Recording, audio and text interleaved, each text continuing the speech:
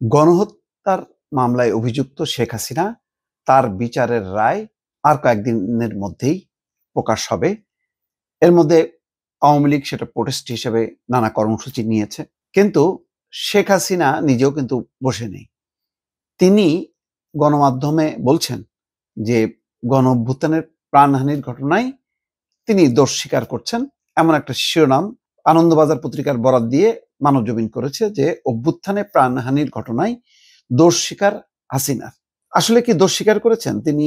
না, তিনি আসলে এটা বলছেন যে এর জন্য আইন শৃঙ্খলা রক্ষাকারী বাহিনী দায়ী। তিনি নিজের ঘাড়ে আর দোষটা নিচ্ছেন না, বলছেন যে তিনি কোনো নির্দেশ দেননি, আদেশ দেননি, আইন শৃঙ্খলা রক্ষাকারী বাহিনী নিজেরা এই ঘটনাটা ঘটেছে। এইভাবেই তিনি এক ধরনের পরোক্ষভাবে দোষ স্বীকার করছেন যে জুলাই আগস্ট অভ্যুত্থানে প্রাণহানির ঘটনায় দোষ স্বীকার করেছেন শেখ হাসিনা, এমনটা দাবি ভারতীয় সংবাদ মাধ্যম আনন্দবাজারের।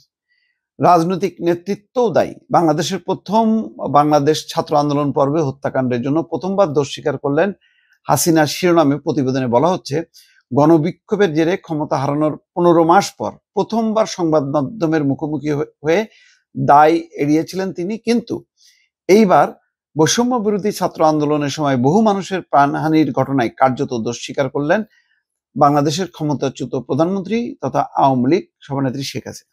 এখন দোষ স্বীকার করার জন্য কি তিনি ছাড় পাবেন? না, তিনি তো বিচারের মুখোমুখি হননি।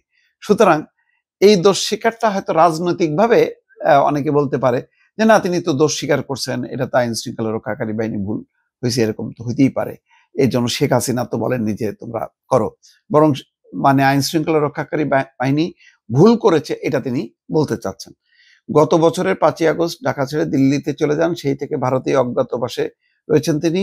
সেখান থেকে চলতি সপ্তাহের ইমেলে 3 সংবাদ মাধ্যম রয়টার্স, এপি এবং দ্য ইন্ডিপেন্ডেন্টকে প্রথম সাক্ষাৎকার দিয়েছিলেন তিনি। সেখানে গত বছরের জুলাই আগস্টের আন্দোলন পর্বে বিপুল প্রাণহানির দায় চাপিয়েছিলেন পুলিশ এবং প্রশাসনিক কর্মকর্তাদের উপর।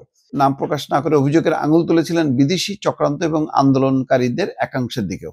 কিন্তু বৃহস্পতিবার সুর বদলে রাজনৈতিক নেতৃত্বের দোষের কথাও কবুল করেছেন, অর্থাৎ রাজনৈতিকভাবেও এটা ভুল হয়েছে, এটা তিনি বলতে চাচ্ছেন। তাকে প্রশ্ন করা হয়েছিল তৎকালীন প্রধানমন্ত্রী হিসেবে, আপনি কি রাষ্ট্র কর্তৃক সংগঠিত হিংসার জন্য দায় স্বীকার করেন? জবাবে তিনি বলেন, দেশের নেত্রী হিসাবে আমি চূড়ান্তভাবে নেতৃত্বের দায়িত্ব গ্রহণ করি।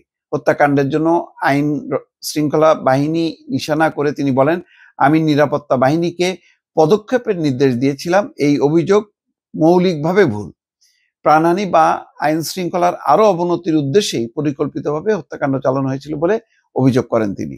জাতিসংঘের একটি প্রতিবেদনে বলা হচ্ছে যে 1400 নিহত হয়েছে। আসলে তিনি এড়িয়ে গেছেন, এটা আইন শৃঙ্খলা রক্ষাকারী বাহিনী দায়ী এবং তাদের হয়তো নির্দেশনায় ভুল ছিল, আংশিক স্বীকার করছে। এটা দিয়ে প্রমাণ হয় না যে তিনি খুব দোষ স্বীকার করেছেন। দর্শক।